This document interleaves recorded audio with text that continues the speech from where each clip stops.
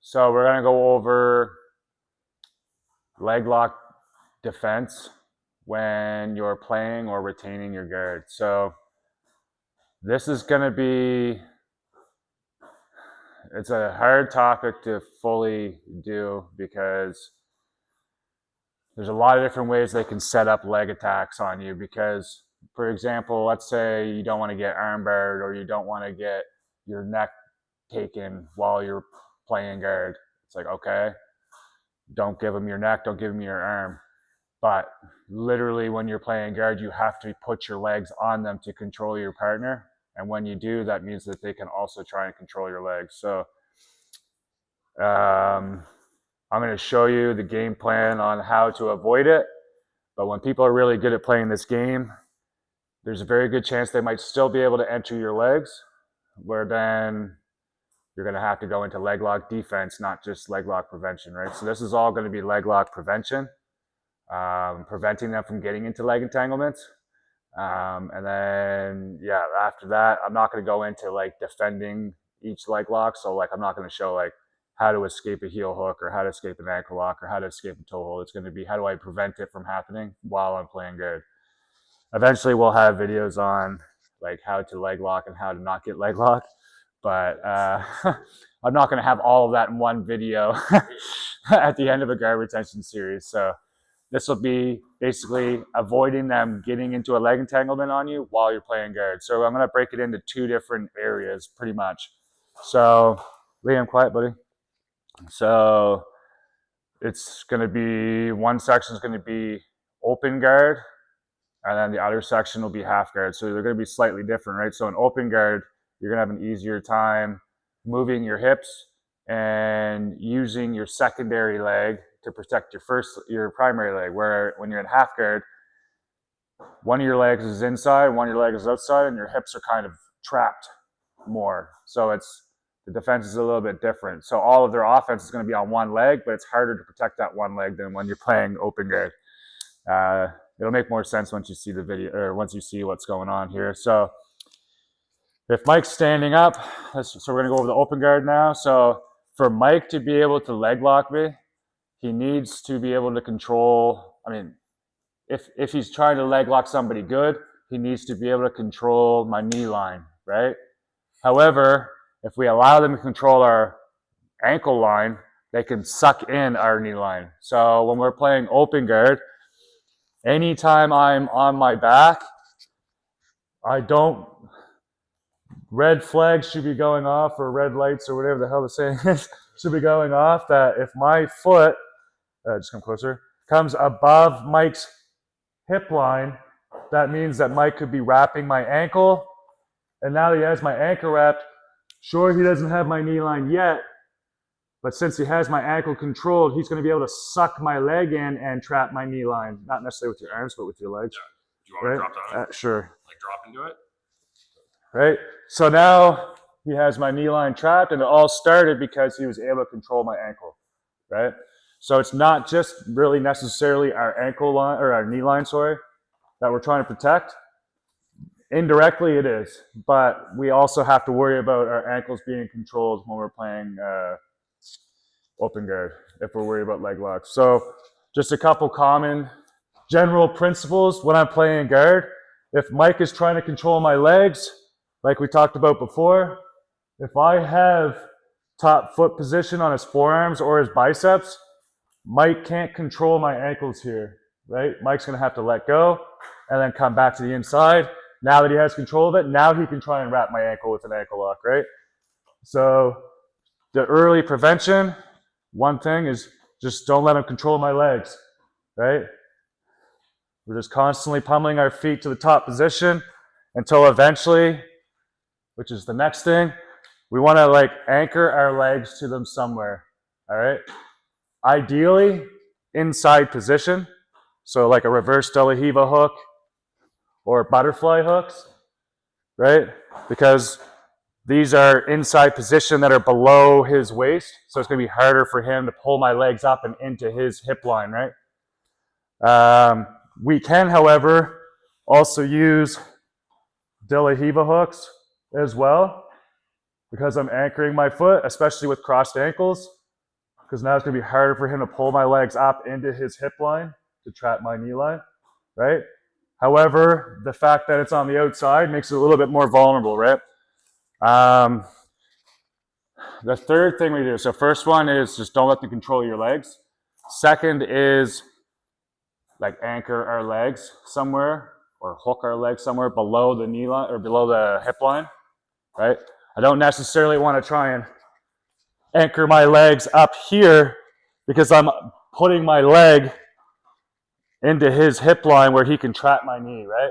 So this isn't really where I want it to be. I want it somewhere down below his hip line, right? I also don't really want my feet resting on his hips here because now he can trap my ankles with his arms wrapping around them, right? So number 3 is controlling his arms. So if Mike is trying to connect to my legs and I have 2-on-1 on one of his arms, it's a lot harder, not impossible, but a lot harder now for Mike to try and like wrap me into a leg lock position. Not impossible, but a lot harder now. He's at least not going to be able to do it with this arm, right? So if I know he can't do it with this arm, I can make sure that he doesn't control this leg, and then he's not going to be able to leg lock me from here very easily, right? So those are kind of like the 3 things that we're kind of looking for just to prevent any of this from even starting, right? So don't let him control your legs. Hook your legs somewheres in some sort of guard below the hips, or control his arms so he can't do anything even if your legs are above the hip line, right? However, those are just general rules, right? So if Mike does manage to wrap an ankle with an Achilles grip here, right? My first instinct is to try and either get a K guard or slip my toe line out. So if Mike is here and I'm able to scoop Mike's leg, now I'm able to free my toes out from here, right? So try and hold on to this. So here I rotate, my heel pops out. Hold on to it. Sorry, Mike. My heel pops out. Now I can use my secondary leg to push and shear my leg out, and now I can attack his legs if I want. Right?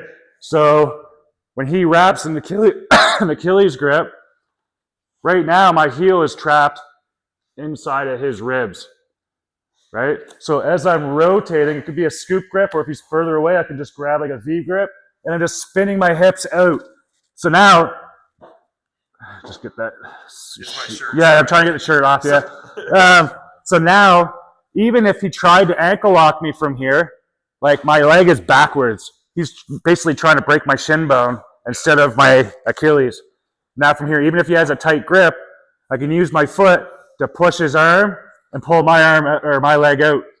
And now since I'm here with an inside knee position, I can be the one attacking Mike now, right? Like I can start breaking him down, passing it over, and I can start breaking his leg this way.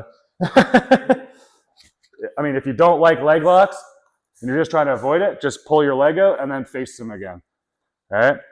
So you can either use a K guard, which is when you get your knee to the inside of their leg, or you can simply use this just to pull your leg out, all right? However, one thing that might make it difficult for me to do this against Mike is if Mike closes the distance a bit. So if we're here and then he squats low here, yeah, now like it's hard for me to like rotate underneath and get my knee to the inside because he's close, right? So from here instead, I'm gonna grab his elbow and keep my knee and elbow closed here and grab his head, all right? So now from here, if Mike tries to pull me in some sort of guard, right? My arms are blocking him from being able to his foot on my hip. Yeah, I can't. Right? Also, if he was to try and extend into a leg lock here, like for an ankle lock, I'm keeping his head from coming away, and I'm putting the boot on so it's hard for him to torque my foot. right? And then eventually I can come up and start passing the guard from here, all right?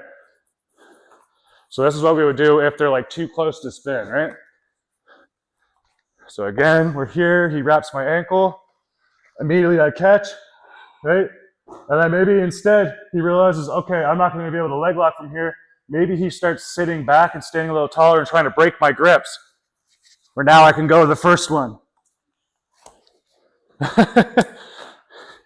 Right? So we're making them back off to try and break the grips. And when they do, we can go back to the first one where we rotate, pull our toes out, or go to K-guard. So that's kind of like when they wrap the Achilles and they're just trying to fall into a leg lock into guard. One thing they might try and do, if you just go down the bottom for a second, is instead of just getting close, they might try and staple your leg. So they might get an ankle lock grip here. Let's just rotate your head that way. And come this way just a little bit. There we go. So they might wrap your ankle, post here, and then they might slide over your shin here, or slide over your thigh here. So now it's hard for Mike, obviously, to be able to rotate his leg out or get a K-guard. And now the person on top can either start ankle locking from here, or they might completely spin around the leg here, so they can start attacking, you know, heel hooks or knee bars. And this can be problematic because of the fact that they're trapping your hips and they're close. All right, so let's go over defending that now. So when I feel that this leg is starting to come through, I'm going to use a knee shield here. And now with the knee shield, I can push them away to be able to rotate. And again, we're here. If I like K-guard, I can start passing it off.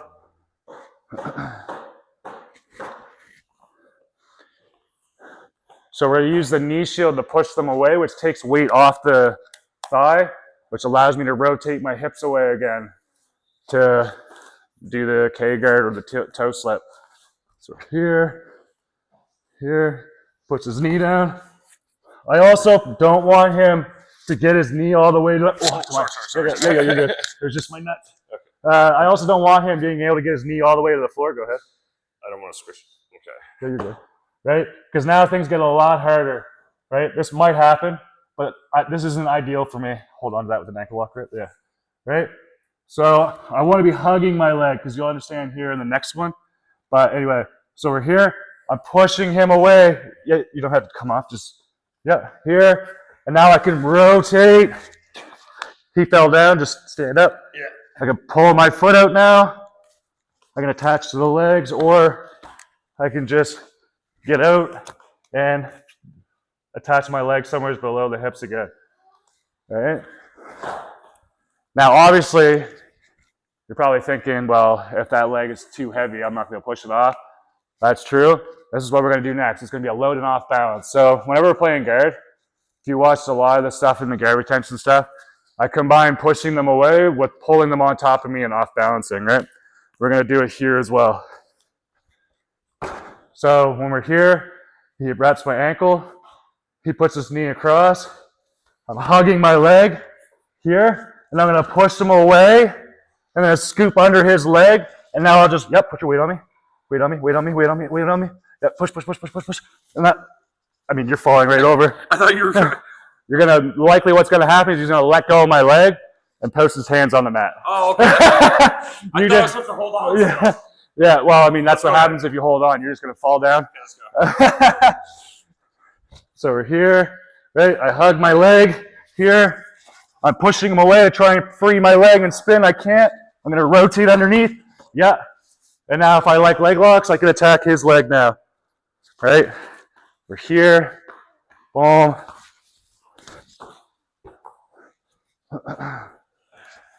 So when I spin underneath, he's going to let go to put his hands on the mat because I'm like off balancing him. If he doesn't let go, he's going to get swept where I'm going to try and untangle the guard from standing, right? So one last time. I thought you wanted me to hold Oh, yeah, on. it's all good. It's all good. We're here. I'm like pushing him away.